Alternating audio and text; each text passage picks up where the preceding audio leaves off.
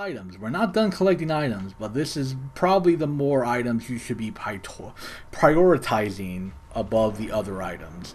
And with this, if we come to this side, we get to open this door and boom. We are on the other side of this pathway. Everything is connecting together beautifully. But there's another pathway. There is a pathway over here. And let's just stand here and explore. Let's just look at it for a little bit. It's big. A lot of space. A lot of space indeed. And guess what? There's a boss here. Oh, you thought Undead Settlement didn't have a boss? Oh no, you be wrong, sir or madam. There's a boss here. There's a giant boss here, and we are going to fight him. I guess right now, because there's nothing else I could do.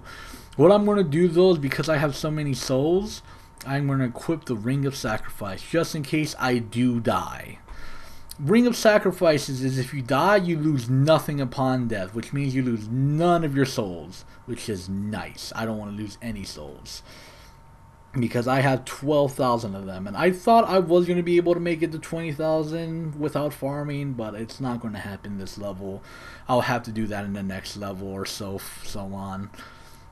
And yeah, so if I die, I'll head back to the Fireling Shrine and level up. But for this boss fight, I would get a very long weapon.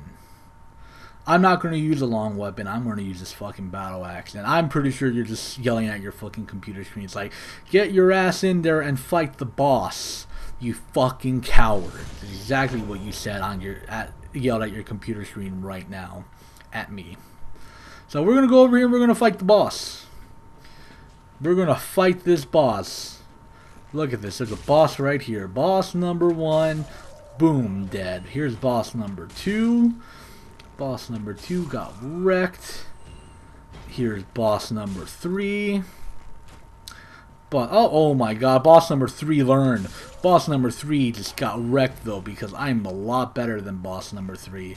Boss number 4. And here is boss number 5. If you come up to this dude and activate him and kill this dude, you will awaken the boss of the Undead Settlement. Say hello to Curse-Rotted Greatwood. A boss that is actually not that hard. This boss is pretty easy, believe it or not. So easy that he will attack his own troops that are helping him fight. Now this boss is a gimmick fight. We can't just run. Oh my god, I got annihilated. Uh-oh. Oh, move. You need to move. Alright. So Curse-Rotted Greatwood is a gimmick fight. We can't just go up to him and hit any random part of him to do damage. We have to hit certain parts of him to do damage. For example, where you see these fucking egg sack things here, and he's going to swing around. Oh no, he's just bringing down these fucking things. You just want to avoid those, because they do hurt a lot. So in order to hurt this guy, is to come up here and hit the fucking egg sack thing. And yes, I'm attacking his dick. I'm attacking his ball sack. That's exactly what I'm doing. That's exactly how they designed this fight. I'm not going to sugarcoat it for you. I'm attacking that area. And I don't know how I managed to not get hit there. This is phase 1 of the fight. What you want to do is you want to destroy his ball sack. Right there, that I'm targeting. And once you destroy his ball sack, phase 1 of the battle is over. And I highly recommend you do that as soon as possible and not attack any of the other ball sacks he has around his body, because we want to get into phase 2 as soon as possible. And how did I dodge damage? That was beautiful. And boom, there you go. Once you destroy that ball sack, he's going to go engage in phase 2. And what phase 2 does is makes this fight a little bit easier, because you won't have these ads attacking you constantly. Yup, we all fall down here and we're dead. No, I'm just kidding. We live, but they do not. And if you remember this area, we were here before, at the beginning of the session and probably about 3 parts ago. So, Cursed Rod of Greatwood does get harder, and oh my god, he can stand. When he does his attack, he will not walk around, he will just fall over and be sad because he cannot walk. Well, I'm sad for him. He cannot move easily. He cannot get up and walk around like he just attempted. But he does get harder in this phase, even though I do call this phase easier because you don't have random ads coming up on your ass and attacking you. But as you see, the ball sack we destroyed early in the fight now has a hand. And that hand will help him attack. And let me tell you, this is a pretty disgusting boss indeed. But all you have to do for this boss fight is destroy the sacks on him. There are about 6 or 7 sacks you can destroy. And get up, Jesus Christ. Wow, what a weakling. And when you destroy the ball sacks, he gets out. He gets a little bit of a damage boost right there, so you don't have to destroy all the ball sacks, you just have to destroy enough. There's ball sacks on his legs, his ankles, his back, his fucking crotch area. There's even ball sacks on his fucking head and upper body if you can manage to hit them. But I'm not going to attempt that because that's difficult. I do, however, say when you're attacking his crotch ball sack area to be a little bit careful and stop being stuck, please. That hand can grab you out and it will throw you onto the ground like boom slam, and that does a lot of damage. In fact, that's his highest damaging attack, and that will probably kill somebody if you don't have a lot of vitality. And wow, I just got bitch slapped. I dodged. I tried dodging. He just bitch slapped me. And oh my god. Oh, dodge that. And will you stop doing that, please? I just want to get closer to you and attack you. When he picks himself up like that and he slams his butt down on the ground like that, he will not only do damage to the anything underneath him, but he will leave a fucking piss pool of piss all around him. And if you stand in that piss pool, I don't know if it does damage or not, but I know it slows you.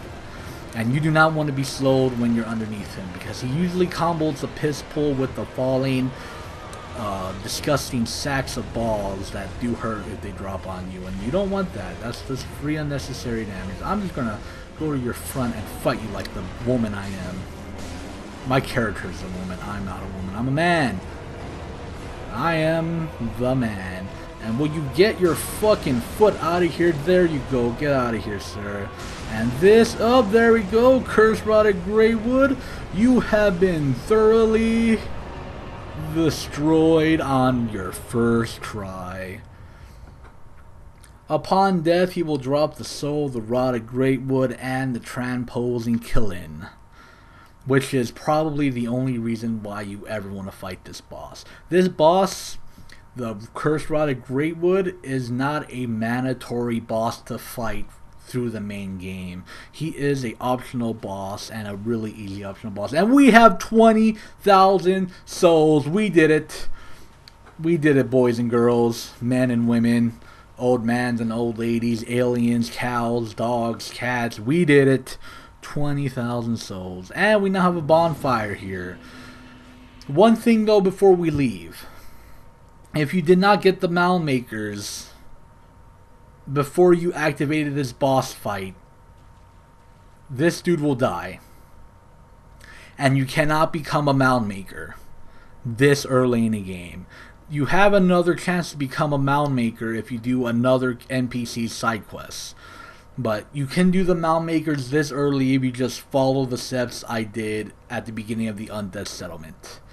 And that is nice, because having the mound makers will allow you to PvP this early in the game. But if you accidentally fight the Cursed Rod of Greatwood first and not get the mound maker covenant, well, that's alright, because you do have another chance to do it later if you follow a lot more complicated steps.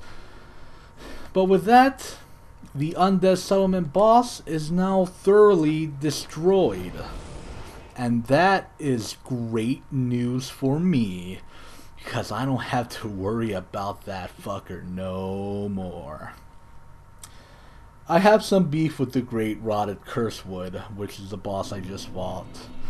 And like I said, he's a very easy boss. I usually have no problems with him. I just don't like how gimmicky of a fight he is. I don't like gimmicky fights. I never did, never will. I hate how I had... That fight isn't too much. I just don't like it. That's all I could really say about it. I don't like having to hit certain spots. Well, he has such a big attack range, even though he's slow and you can dodge off attacks no problem until that hand comes out of his ball sack, and then you'll probably have problems to deal with. Well, whew, with all that done, it's time for us to do a little bit of side questing in Firelink Shrine. So, Grey Rat, highly recommend right now, before you give Loretta Bones to Grey Rat, is to stock up on arrows. Yes, you want to stock up on arrows. I'm going to stock up on another set. I'm going to stock up on 150. And yes, I know this will put me under 20,000, but I have no worries about that, because I have some souls I could crunch right now.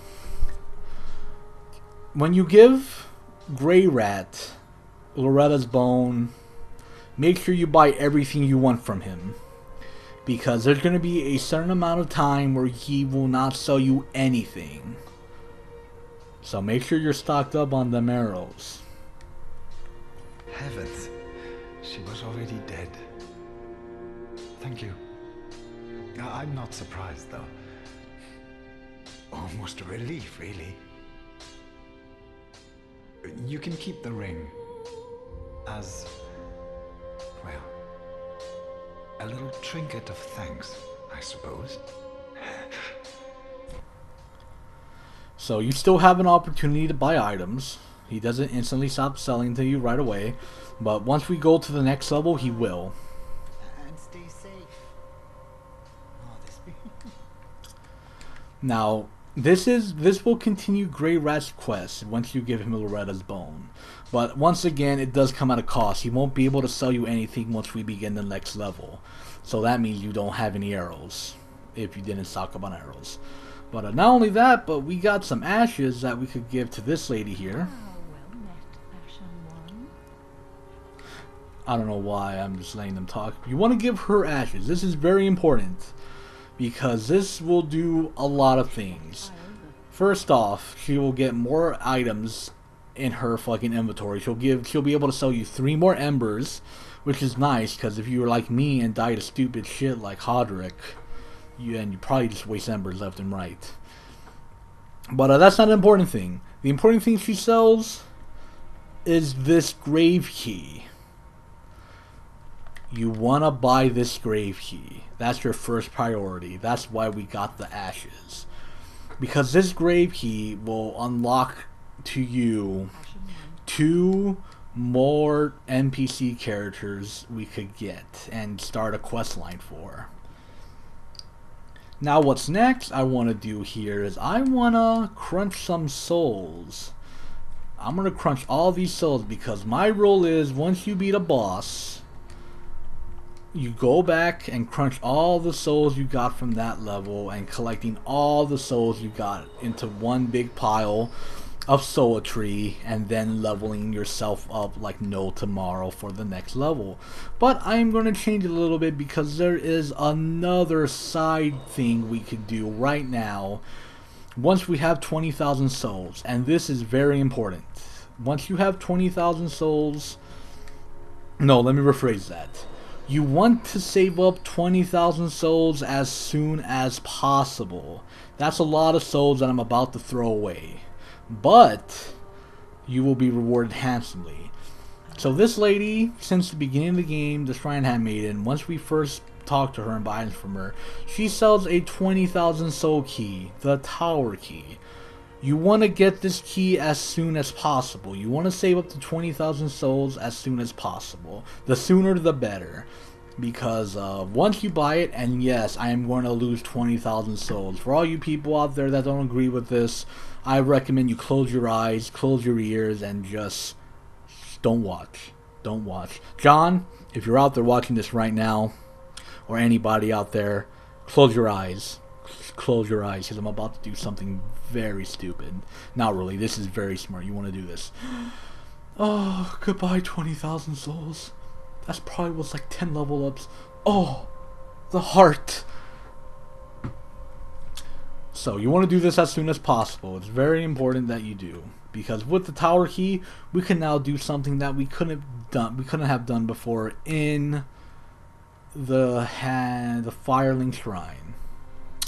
And I'm going to see how many level ups I could get. Probably just one level up. Yeah, just one level up. I am going to put that on. Let's see. I got enough strength. No, strength or endurance. I'm going to level up strength instead of my vigor and endurance, because there is a weapon I'm working towards that I'm going to be getting here pretty soon that will require me to have a lot of strength to use for one hand. And I want to use that weapon a lot. So I'm probably going to build up strength a little bit before I go on to vigor and endurance. Yes, I know, very stupid of me. I should just build up vigor to like 28 before I do anything else. But you know what? This is how I'm going to do it. This is how I'm going to build my character, because I really want to use a certain weapon that I'll get here soon. Now, I've done a lot. I played through a lot of content Dark Souls 3. We have not completed the undead settlement yet. We are not done. I might have killed the boss, but we are not done. Actually, there's something I could do. With the boss dead of the undead settlement, we can now go up here and talk to this dude. This dude's been here since the beginning of the game. But he is completely useless until you kill the curse-rotted Greatwood. Let's see what he wants. All that unkindled, and a seeker of lords. I am Ludleth of Corland. Look not in bewilderment as I say. I linked the fire long ago, becoming the Lord of Cinder. If substantiation be thy want, set thine eyes upon my charred corpse. This sad cadaver, no need to be coy. Have a closer look. So this is Lulith of Coralan, and he is the reason why. He's the only reason why you would ever want to go fight the Greatwood, other than the free 8,000 souls. And you were going to want to give him your transposing killing. There's nothing else you could do with this item. It is only meant for him. Oh, belike it is a transposing kiln in thy possession. Seen better days, but methinks it shall suffice. Now, bring to me a twisted soul. Transposition is the art of extracting and coalescing the essence of a soul. In transposing a twisted soul, its true power transferreth to thee. Thy purpose is to seek lords and slay them. What's to fear in a little transposition now? So to all you non-Dark fans out, Dark Soul fans out there, to all of you people out there that have never played through Dark Souls to a point to where you understand a lot of the game mechanics. This is a game mechanic that's been in all the Dark Souls games, from Demon Souls, Dark Souls 1, 2, not really Bloodborne, and Dark Souls 3. This mechanic is, remember when you kill bosses and they give you their souls? You could do two things with those souls. You could A, crunch them for a shit ton of souls, or you could come to this dude after you kill the rotted Greatwood and turn those souls into weapons. You can turn boss souls into weapons, so don't go out there and crunch them. I only have 2 boss souls right now because we only fought 2 bosses. We fought Vort of the Boreal Valley and the Rotted Greatwood, so I could get the Hollow Slayer Greatsword. Ooh, tablet's fully charged. I get the Hollow Slayer Greatsword, Vort's Great Hammer, the Astral Spear, and Pontiff's Left Eye. None of these are really that useful other than probably Pontiff's because it recovers HP with each succession attack. But I'm really not going to buy anything of these right now. There are a lot of good weapons you can get from this guy, but you have to, you know, go fight bosses later in the game to do that. And let me tell you, to get the fun stuff, you have to progress through the game. There is no other option. You have to do that. Sadly, yes, I know. Anyway, I'm going to call that quits for this session. Another successful session. Everything is still recording. Hopefully everything saves. But we did a lot this session. An hour and 30 minutes worth of content of the Undead Settlement. And we are still not done. We still probably have like 20-25% of the Undead Settlement left to explore and collect before we even get the ability to move on to the next level.